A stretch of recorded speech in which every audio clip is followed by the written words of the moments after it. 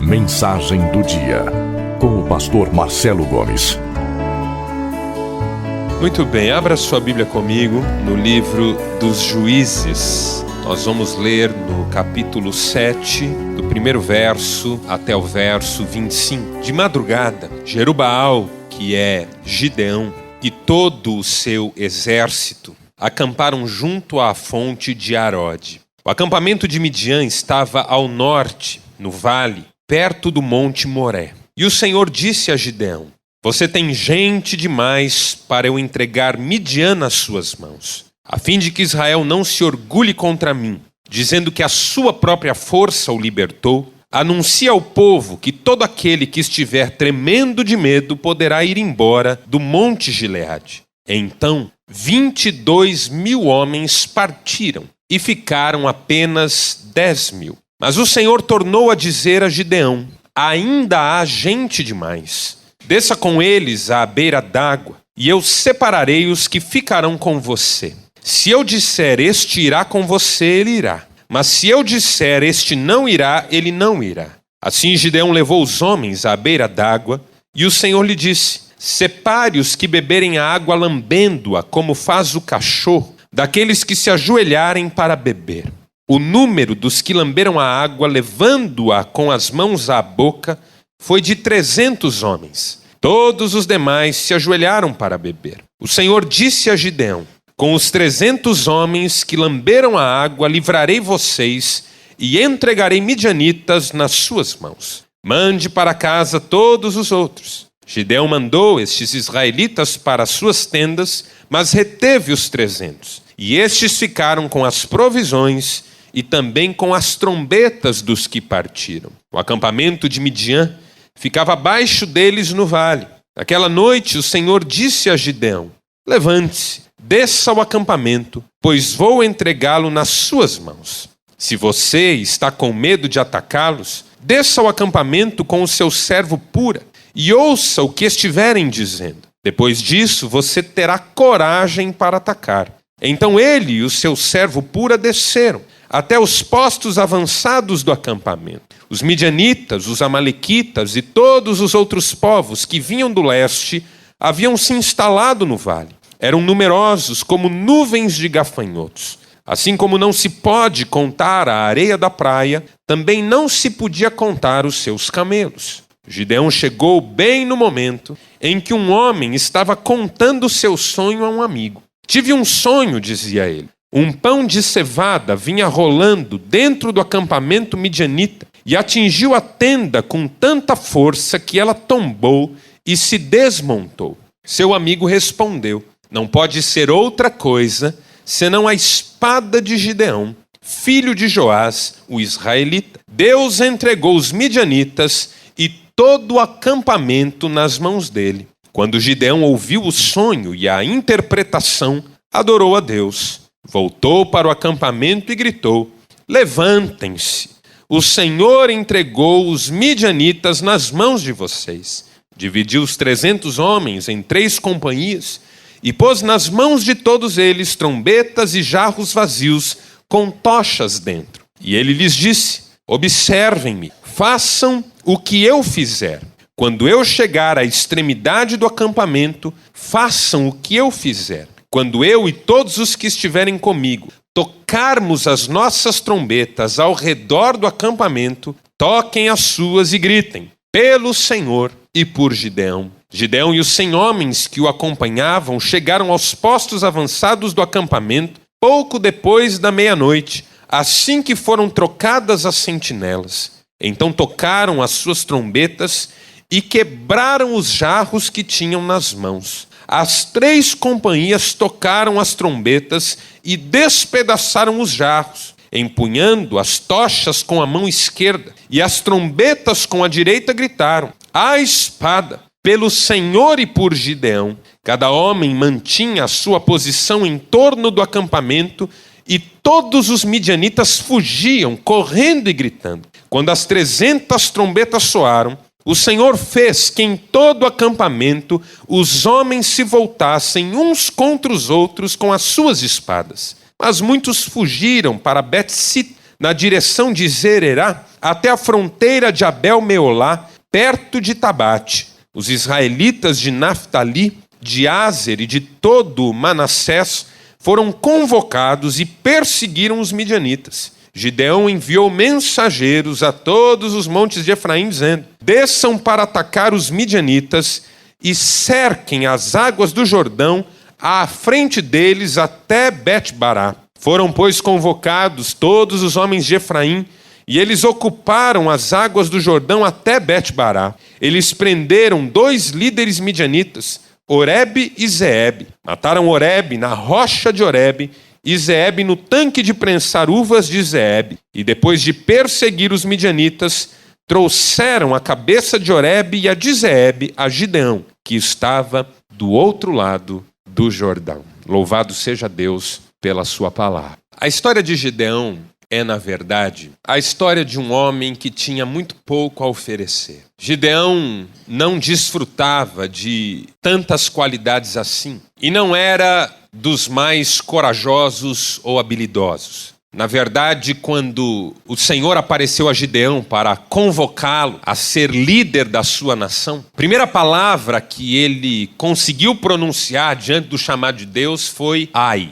Tamanha era a sua timidez, a sua reticência, a sua dificuldade de compreender. Ainda que Deus insistisse com ele para que ele se levantasse, ele conseguiu traduzir todos os seus complexos e feridas numa única frase. A minha tribo é a menor dentre as tribos de Israel, a minha família é a menor dentre as famílias da minha tribo, e eu sou o menor dentre todos os da minha família. Então eu não posso ajudar. Mas o Senhor continuou investindo na vida de Gideão. Talvez para mostrar a nós hoje que qualquer um, por mais que tenha medo, por mais que não se sinta capaz, pode ser uma bênção nas mãos de Deus. Qualquer pessoa, mesmo a que mais se ressente de uma história de insucessos, mesmo a mais complexada e traumatizada, qualquer pessoa pode ser usada por Deus para uma grande obra. Basta entregar-se nas mãos do Senhor e confiar que Ele sabe o que está fazendo. E a história de Gideão se tornou, por essa investida de Deus na sua vida, uma grande história de vitória. Assim como é todo o livro de Juízes, uma história de muitas vitórias. Quando você lê o livro de Juízes, você descobre que há um ritmo mais ou menos fixo, presente no livro. Uma espécie de padrão.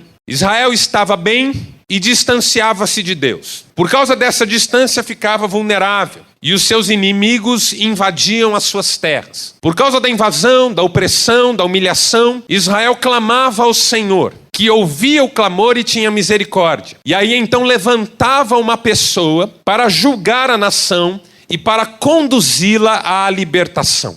Foi assim com Jefté, foi assim com Baraque, foi assim com Débora, foi assim com Sansão, foi assim com o próprio Gideão. O livro de Juízes dá conta de um período histórico muito longo e às vezes narra 40 anos em 4 ou 5 linhas. É um livro muito rico. E a própria história de Gideão, que é contada em melhores detalhes, é muito rica e nos ensina sobre o tipo de vitória que Deus quer produzir na nossa vida. Nós que desejamos tanto uma vida de vitória, nós que falamos tanto em vitória, a igreja evangélica parece que exaltou essa palavra a uma categoria especial. Vitória é o sonho de consumo de 90% dos evangélicos. As campanhas pela vitória, as promessas de vitória, as mensagens de vitória são figuras sempre presentes nos arraiais evangélicos. Mas eu tenho, às vezes, a impressão que nós não temos noção exata do que seja vitória. E muito menos do que seja vitória à luz da palavra de Deus. E olhar para esse texto, pensar nesse texto com esse tema na mente, é redescobrir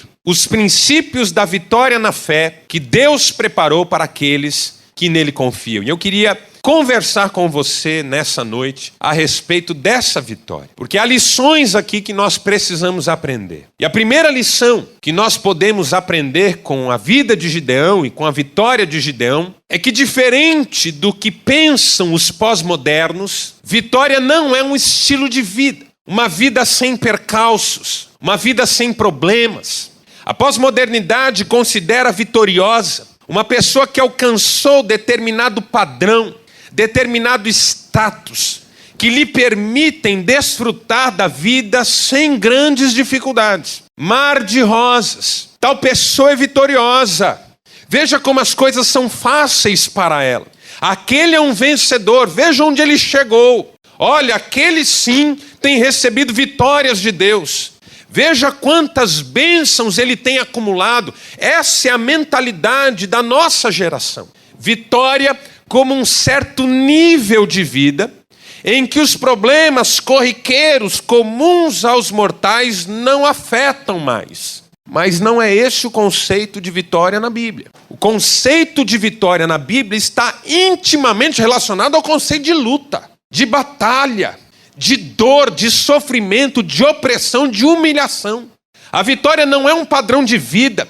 A vitória é a salvação de Deus numa circunstância de privação e profundo sofrimento. Vitoriosos não são aqueles para quem tudo vai bem, mas são aqueles a quem Deus resolve alcançar de modo gracioso, maravilhoso, libertando-os de uma situação de profunda dor. É nas fantasias da pós-modernidade que a vitória prescinde da luta. Mas segundo Deus, não existe vitória sem luta. E quanto maior a luta, maior a vitória. E quanto mais intensa a luta, mais intensa a experiência de vitória. Andam sempre junto. Não podem ser dissociadas em hipótese alguma. O povo vivenciou vitória com Gideão porque estava debaixo da opressão midianita. Porque viu nas circunstâncias uma oportunidade para Deus intervir. Deus percebe que a sua angústia, que a sua dificuldade, que o seu problema são na verdade um palco para que o poder de Deus se manifeste.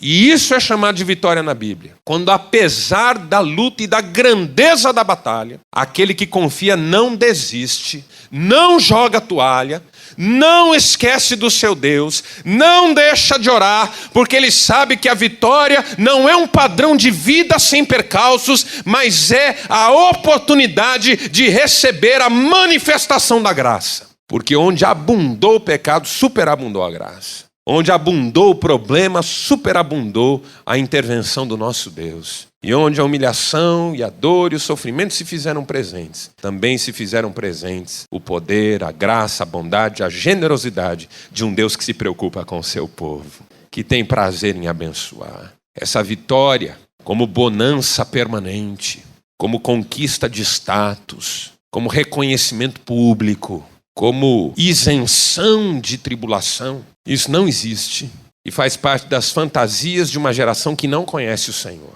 Mas a vitória que Deus dá é a experiência de um povo que sabe que Deus age em todas as coisas, todas, para o bem daqueles que o amam, daqueles que são chamados segundo o seu propósito. Depois nós aprendemos com a história de Gideão que toda vitória tem de ser uma experiência com desdobramentos comunitários. Nenhuma vitória, segundo Deus, é individual, particular e relacionada exclusivamente ao sujeito que deseja ser vencedor. Toda pessoa que vence na Bíblia, vence em nome de um povo que precisa se tornar beneficiário dessa vitória. É a nossa geração corrompida, pecaminosa, que fala em vitória sempre em termos individuais e particulares. Eu quero ser vencedor. Senhor, me dá a minha vitória. Meu Deus, me ajuda a vencer, porque quando eu vencer, aquele meu vizinho terrível vai ver que o Senhor é na minha vida. Um desejo de vencer para se provar. Gente que já devia estar madura porque já é velha e ainda corre atrás do prejuízo para provar para um pai opressor do passado, para uma mãe ausente do passado que chegou lá. Gente complexada, que foi vítima do desprezo e da rejeição dos outros no passado e que agora quer vencer a qualquer custo para esfregar na cara do vizinho as suas conquistas. Nada disso é vitória segundo Deus, nada disso. A vitória segundo Deus é compartilhada. Ela tem a ver com os demais. Eu quero sim ser um vencedor, mas não para me afirmar. Eu quero ser um vencedor porque eu acredito que Deus pode usar a minha vida para ser bênção na vida dos outros. Baltazar Gracian chegou a dizer que toda vitória desnecessária aos demais é, na verdade, um crime. Porque o raciocínio é o seguinte: se você vence só e ninguém mais participa disso, você, na verdade, venceu à custa das derrotas dos demais. E por isso você é um criminoso. Porque a sua vitória significou que tantos mais tiveram que sair derrotados. Foi à custa do sofrimento e da dor alheia que você chegou lá. Gente que não poupa esforços, que não mede consequências, que passa por cima mesmo, que agride mesmo, que mente mesmo, que persegue mesmo, que difama mesmo, para alcançar os seus objetivos de vitórias particulares. Gente de Deus não, gente de Deus pensa em todo mundo. Porque quando eu chegar lá, eu poderia abençoar muito mais gente do que eu já começo abençoando agora. Porque se hoje Deus já me usa, eu tenho certeza que Ele vai me usar muito mais amanhã. Não porque sou alguma coisa, mas porque Deus tem esse prazer bendito de usar como instrumentos aqueles que se dispõem nas suas mãos para serem bênção na vida dos demais. Toda vitória na Bíblia é pública, tem a ver com a coletividade. Quem vence se sente útil, quem vence se sente privilegiado por poder ser servo de todos. Razão pela qual a terceira lição que a gente aprende nesse texto é que nenhuma vitória segundo Deus gera orgulho.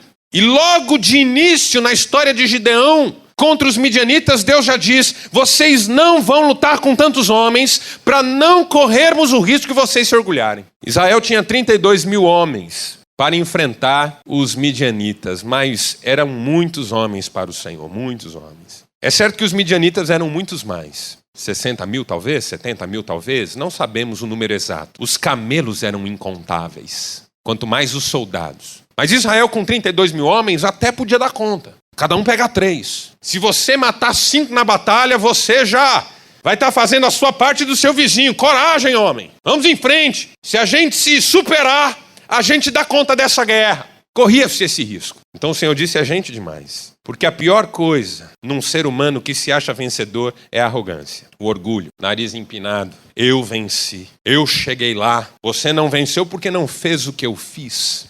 Se você fizer o que eu fiz, você também vai vencer. E o ser humano entra no centro, no foco das atenções, e esquece que quem dá vitória é o Senhor. Que nós somos o que somos pela graça, que é a bondade de Deus que nos conduz.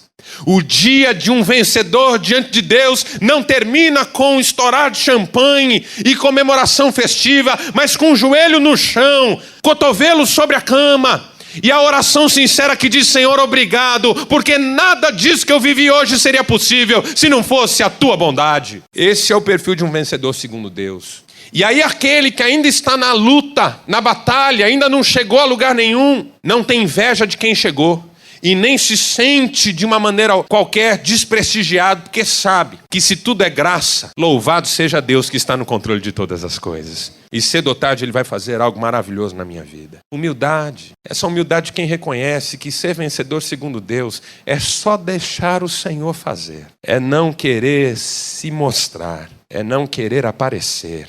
E quanto mais a gente se esconde atrás da luz do Senhor e deixa essa luz brilhar, mais o Senhor nos conduz a grandes experiências. Deus é maravilhoso. É muita gente, Gideão. Com tanta gente assim, vocês correm o risco de se ensoberbecer. Eu não quero tanta gente assim, não. Pode dispensar uma turma, porque se vocês ganharem essa batalha e vão ganhar, com tudo isso de gente, um ou outro vai achar que lutou pra caramba.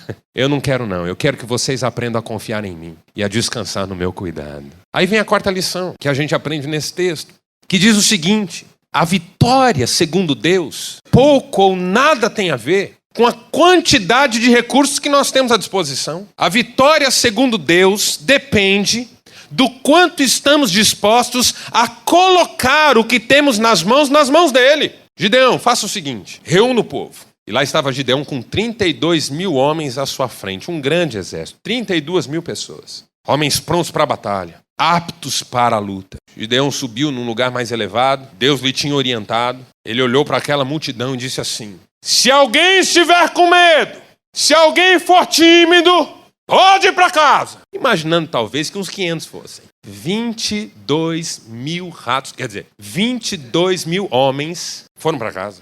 Aquilo esvaziou, irmãos. Sobraram 10 mil. Gideão já olhou para Deus e falou: Senhor, a coisa aqui encacou. Eu não imaginava que tinha tanto covarde no teu exército. E o Senhor disse: não, mas ainda é muita gente. 10 mil é muita gente. Você não precisa de tudo isso não, Gideão. Faça o seguinte: pega esse povo, leve até o riacho. Deixe o povo beber água. Aqueles que se ajoelharem diante do rio, enfiarem o rosto na água, matarem a sede como desesperados, gente ansiosa que não vê a hora de enfiar o rosto na água, que esquece do mundo ao redor para resolver a sua necessidade e saciar a sua sede. Gente que passa por cima de quem está do lado para enfiar o seu próprio rosto na água. Esse povo você pode dispensar. Aqueles que se aproximarem da água, ajoelharem, pegarem com a mão, levarem até o rosto e lamberem, como quem tem paciência, como quem não perde o foco, vai matar a sua sede, mas vai continuar com os olhos no horizonte. É gente focada, é gente atenta, é gente que sabe que tudo tem hora e jeito certo de fazer. Com essas pessoas você vai ficar. 300 homens. Gideão quer morrer. 300, de 10 mil, 300. O Senhor disse: é com 300 que você vai vencer os midianitas. Esse povo é suficiente. Dá pra gente lidar com ele, dá pra gente usar ele. Assim como Jesus, quando perguntou para os discípulos: quantos pães vocês têm e quantos peixes? E eles disseram: nós temos 5 pães e 2 peixes. E havia 5 mil homens, fora mulheres e crianças, à mesa. E Jesus disse: é o suficiente, já basta. Porque a questão não é quanto você tem, mas nas mãos de quem está o que você tem. Porque se o que você tem está nas mãos de Deus, nunca é pouco. Mas se o que você tem está nas suas mãos, nunca basta. Como naquele dia em que um único sujeito declarava ter todos os reinos e as glórias deste mundo e sagrou-se o maior derrotado da história, que foi o próprio Satanás. Satanás, diante de Jesus, disse: todos os reinos deste mundo e a glória que eles têm me pertencem. E eu entrego isso a quem eu quiser. E eu dou a você, se prostrado me adorares. E Jesus disse: arreda Satanás. Só Deus é digno. E o diabo teve que se afastar, como o maior derrotado da história. Porque não importa o quanto você tem, importa nas mãos de quem isso está. Se o pouco que você tem está nas mãos de Deus, é o suficiente. Se o muito que você tem está nas suas, nunca basta. O pior lugar para as coisas estarem é nas suas mãos. Entregue tudo. Entregue tudo. Não são seus recursos. É o Senhor. E aí quando a gente descobre isso, o que a gente tem para de ser motivo de queixa, murmuração, constrangimento, decepção. E passa a ser motivo de regozijo, contentamento, alegria, louvor a Deus. O Senhor é meu pastor, nada me faltará. Ele me faz repousar em pastos verdejantes. Guia-me mansamente às águas de descanso. Refrigera minha alma, guia-me pelas veredas da justiça, por amor do seu nome. Já basta. Gente vitoriosa segundo Deus é gente que não reclama do que tem ou do que não tem. Porque o que tem é suficiente. O que você tem nas mãos, Moisés? Moisés estava em crise. Como é que eu vou libertar o povo do Egito? Eu não sei falar. Eu estou com 80 anos. O Egito me odeia. Moisés, o que você tem nas mãos? Senhor, eu tenho uma vara. Já basta. Vá com ela. E com ela você libertará o meu povo no Egito. Porque essa vara, nas minhas mãos, vira o que eu quiser. Meu irmão, a sua família que parece tão pequena e desestruturada, os seus recursos que parecem tão parcos, as suas capacidades intelectuais que parecem tão aquém das exigências da hora, o seu dinheiro que parece sempre tão curto, isso nas mãos de Deus é a semente de um grande milagre. Porque Ele não precisa de muito, Ele precisa de corações dispostos a dedicar o que quer que seja. É com 300 homens, Gideão, que você vai derrotar os midianitas. É com 300 homens. E aí vem a próxima lição, que diz o seguinte: a vitória segundo Deus, embora sempre um milagre, não prescinde de planejamento e estratégia. Porque a gente pode participar disso de uma maneira muito especial.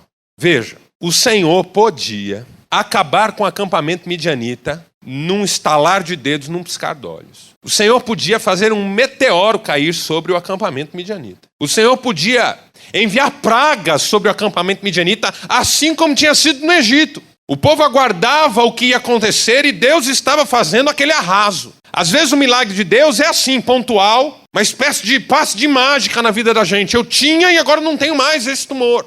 Eu não tinha o recurso e de repente ele apareceu. Milagre, que maravilha. A ferida estava lá, de repente não estava mais. O problema estava, de repente sumiu. Deus pode fazer isso. Mas eu digo para você com toda a tranquilidade, pela experiência, 90% das vezes o Senhor exige que nós nos dediquemos, que a gente trace um plano, que a gente se organize, que a gente elabore uma estratégia e que a gente também participe. O Senhor podia mandar o meteoro, mas não mandou. Israel podia acordar de manhã e os midianitas estavam mortos, mas por alguma razão não foi assim. Deus pode dar o dinheiro que você está precisando para pagar suas dívidas, mas talvez Ele ensine você a fazer um belo orçamento, organizar as suas despesas. A dívida que você pagaria em 10 anos, segundo as suas previsões, de repente você vai pagar em 3, porque o milagre do Senhor certamente vai entrar nessa cena. Mas talvez Ele queira ensinar você mais do que a ter fé, a ter sabedoria. Às vezes eu tenho a sensação que Deus quer nos ensinar a ter mais do que fé, ter inteligência, para a gente se virar, para a gente pôr a casa em ordem. Porque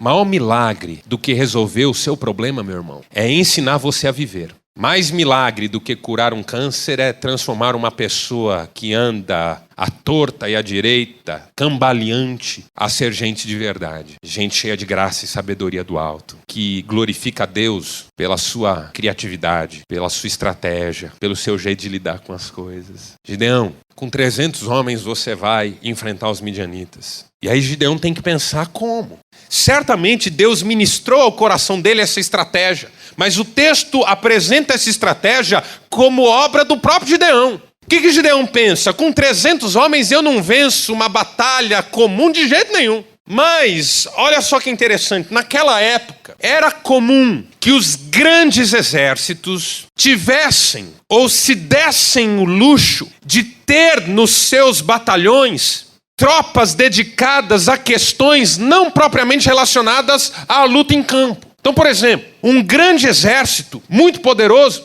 podia ter uma tropa inteira só para tocar música, para dar o ritmo da batalha, para motivar os soldados. Um grande exército podia ter uma tropa inteira só de gente que ia iluminar o campo de batalha, para se posicionar em lugares fixos que orientassem as estratégias dos soldados que iam lutar. Um grande exército podia se dar o luxo de ter toda uma tropa só para recolher feridos no campo de batalha.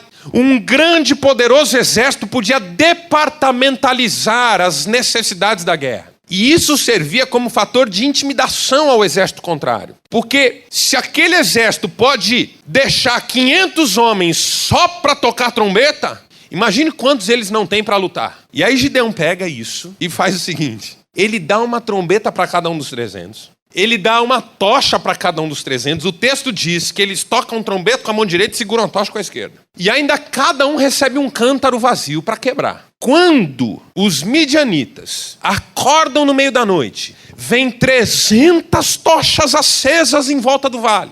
Ouvem um som ensurdecedor de 300 trombetas.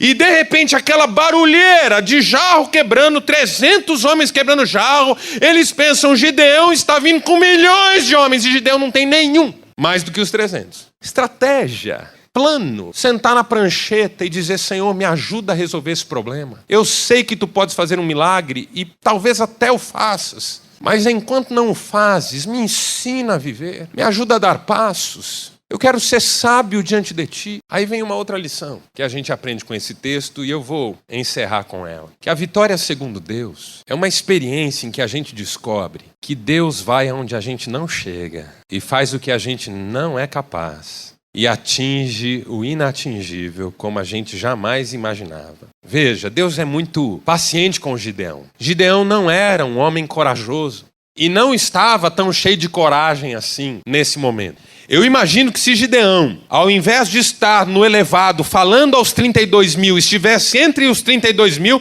ele estaria também entre os 22 que foram embora. Porque o Senhor o chama e diz assim, Gideão, se você ainda tem medo, desça com o seu menino pura até o acampamento para ver o que eu estou fazendo lá. E Gideão desce. Como quem diz, eu estou com medo sim, Senhor. Preciso descer, preciso ver. O que é que o Senhor esteja fazendo, eu preciso ver com os meus olhos, porque eu ainda estou inseguro nessa luta. Deus é muito paciente com Gideão. Já tinha sido paciente no chamado de Gideão. Porque mesmo depois de Deus ter dito para Gideão tudo que tinha dito, Gideão falou assim, Senhor, não fique zangado comigo, mas eu quero uma prova de que és tu mesmo que fala comigo. Eu vou colocar um algodãozinho sobre a terra, vai molhar o algodãozinho, mas não a terra. Aí no dia seguinte o algodãozinho está molhado, a terra não. Aí ele diz, Senhor, não fique zangado, não, mas eu quero mais uma. Eu vou pôr algodãozinho, mas aí o Senhor molha a terra e não o algodãozinho.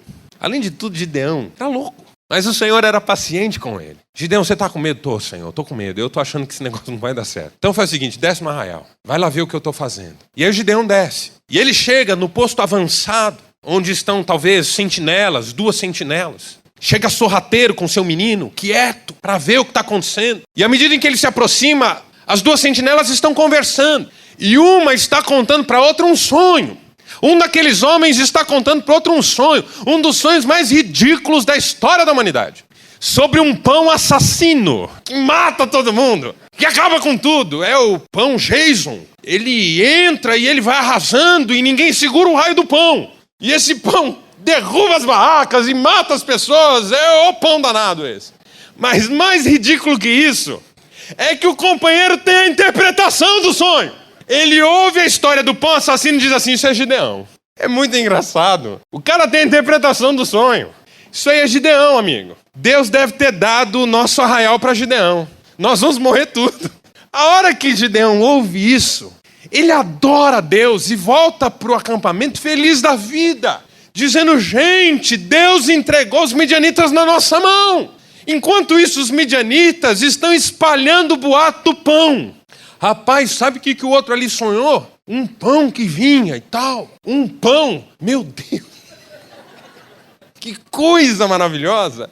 Enquanto lá o pessoal cria, lá embaixo o pessoal desesperava. Gideão não tinha poder para fazer um troço desse, de jeito nenhum. Mas o Senhor fez. E aí Gideão acampou ao redor do vale. Os midianitas não eram muito espertos, ficaram num vale, que é lugar onde se ataca de todos os lados. Às vezes o inimigo nem é tão esperto quanto a gente pensa. E aí Gideão posicionou os 300 homens nas colinas. E ao comando dele, aqueles homens começaram a tocar trombeta. Ergueram suas tochas, quebraram os vasos. Os midianitas, que já estavam apavorados, levantaram no meio da madrugada, viram aquele mundo de tocha, aquele mundo de trombeta. Esse exército de Gideão é gigante. Cada um pegou sua espada e matou quem estava perto. Midianita matando midianita. Gideão não fez nenhum trabalho de descer do monte. Só quando o arraso estava feito que os midianitas começaram a fugir, que os israelitas foram perseguir então. Aprenderam naquele dia o que a gente aprende quando confia no Senhor. Que Ele vai à nossa frente, que Ele chegou antes de nós. Que Ele fala com quem a gente não consegue falar, que Ele tem acesso onde a gente não tem. Que Ele move o coração de quem tem poder para nos matar ou nos livrar, conforme o seu querer, mesmo que a gente não possa nem ver essas pessoas. O Senhor vai além das nossas possibilidades. Faz muito mais do que nós podemos imaginar. Infinitamente mais do que tudo que pedimos ou pensamos. E aí, meus irmãos, para a gente terminar, dizer para você que o resumo de tudo que eu disse é um nome. E esse nome você já conhece. É Jesus Cristo. Tudo que eu falei até agora, tentando criar na sua mente um conceito de vitória, resume-se em Jesus Cristo. Por quê? Porque Jesus Cristo é a maior prova de que só se alcança a vitória depois de muita luta. E a sua vitória na ressurreição não foi sem cruz. De modo que nenhum de nós será vitorioso se não passar pela cruz. Nenhum de nós. Se toda vitória exige luta, e se a grandeza da vitória está relacionada à grandeza da luta, nenhuma vitória será vitória de fato para nós hoje aqui sem cruz. E a cruz é a cruz de Cristo. A cruz pela qual Ele teve que passar para ser vitorioso como Ele foi. Segundo, porque Jesus é a maior prova de que toda vitória só é vitória se abençoa os outros. E a sua vitória, pela bondade e misericórdia do Senhor, tornou-se a nossa vitória. E hoje, todo aquele que confessa Jesus como Senhor e Salvador da sua vida, recebe a bênção de participar da vitória dele. A ressurreição dentre os mortos. E a esperança enche o nosso coração de alegria nessa noite. Terceiro, porque ninguém nos ensinou de forma tão contundente a importância da humildade, mesmo no caminho da vitória. Jesus disse: eu não busco a minha glória, eu busco a glória daquele que me enviou. Jesus foi vencedor porque honrou o Pai. Sabia que o Pai era com ele e que o Pai era digno de que ele cumprisse todo o plano que estava traçado para ele. Seja feita a tua vontade, Pai, e não a minha. Gente vitoriosa é gente que se rende, não diante dos homens, mas diante de Deus. Que se prostra, não diante do mundo, a sua glória e aquele que pretende ser o dono dessas coisas, mas diante daquele que é o único digno de honra, glória, domínio, louvor, adoração pelos séculos dos séculos. Quarto, Jesus é a maior prova de que a gente não precisa de muito para vencer. Ele não tinha casa, não tinha onde reclinar a cabeça, mas tornou-se o Salvador da humanidade. Recebeu um nome, não uma herança, não uma posse, não uma coisa, mas um nome que está acima de todo nome, para que ao nome de Jesus todo joelho se dobre, toda língua confesse que Ele é o Senhor, para a glória de Deus Pai. Quinto, Jesus é a maior prova de que um bom plano dá certo, porque o plano que Ele veio cumprir estava escrito desde a eternidade. Deus não é um soberano inconsequente, que faz o que dá na telha no momento em que dá na telha e intervém ou deixa de intervir de acordo com o seu bel prazer. Não, Deus escreveu um plano histórico e Ele faz cumprir esse plano. E Ele age em todas as coisas para o bem dos que o amam, segundo o seu propósito. E a melhor coisa que nós fazemos hoje é nos submeter ao plano de Deus.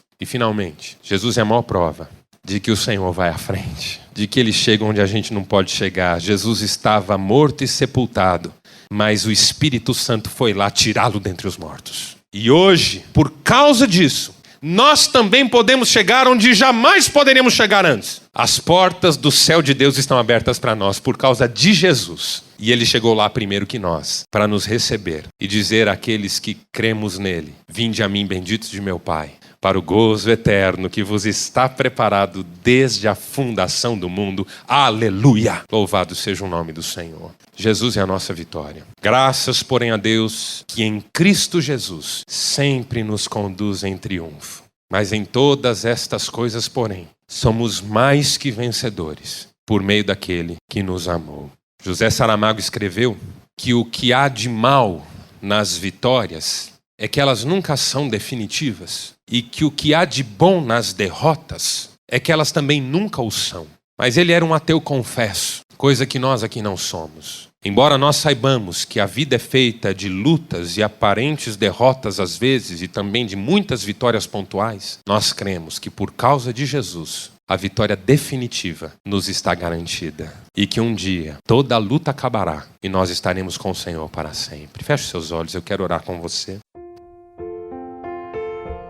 Ó Deus, Pai maravilhoso, Senhor da nossa vida, que privilégio podermos chegar neste momento diante da Tua Palavra, ouvindo a Tua Palavra e aprendendo aquilo que a Tua Palavra tem para nos ensinar.